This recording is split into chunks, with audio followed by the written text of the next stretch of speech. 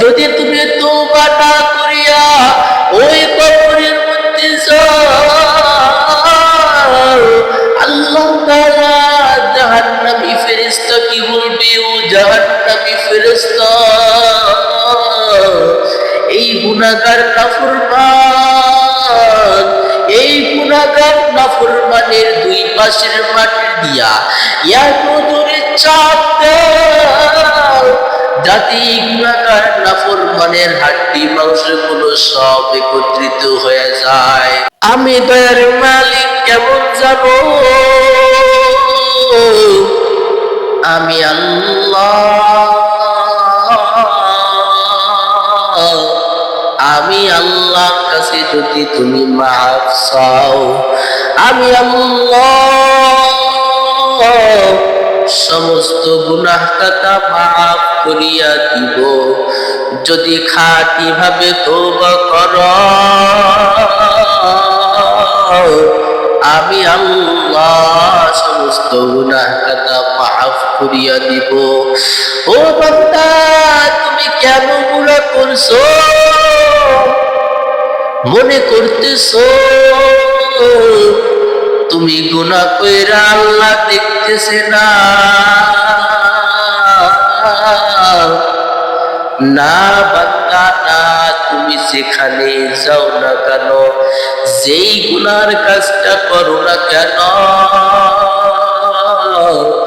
আমি আল্লাহ কিন্তু সব দেখতেছি।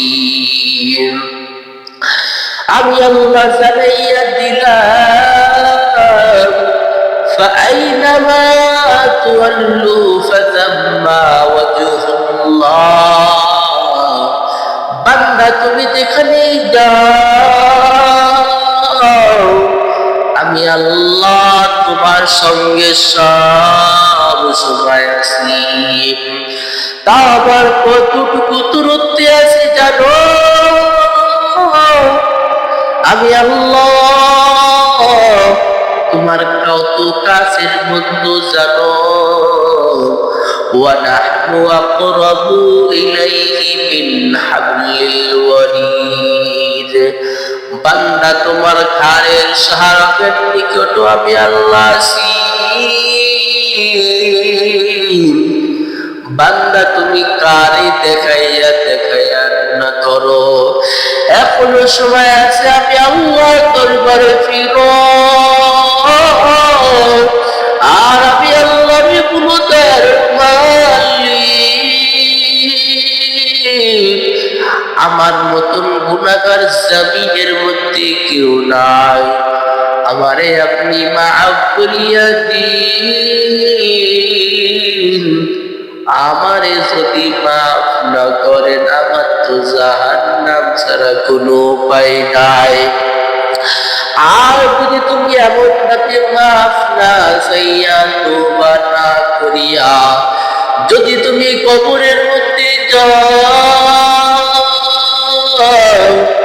যদি তুমি তওবা না করিয়া ওই কবরের মধ্যে যাও, আল্লাহ তাআলা জাহান্নামী ফেরেশতা কি বলবে, ও জাহান্নামী ফেরেশতা, এই গুনাহগার নাফরমান, এই গুনাহগার নাফরমানের দুই পাশের মাটি দিয়া এত জোরে চাপ দাও যাতে গুনাহগার নাফরমানের হাড্ডি মাংসগুলো সব একত্রিত হয়ে যায়। ও দুনিয়ার মানুষ, ওই কবরের আযাব কেমন জানো? এখনো সময় আছে আমার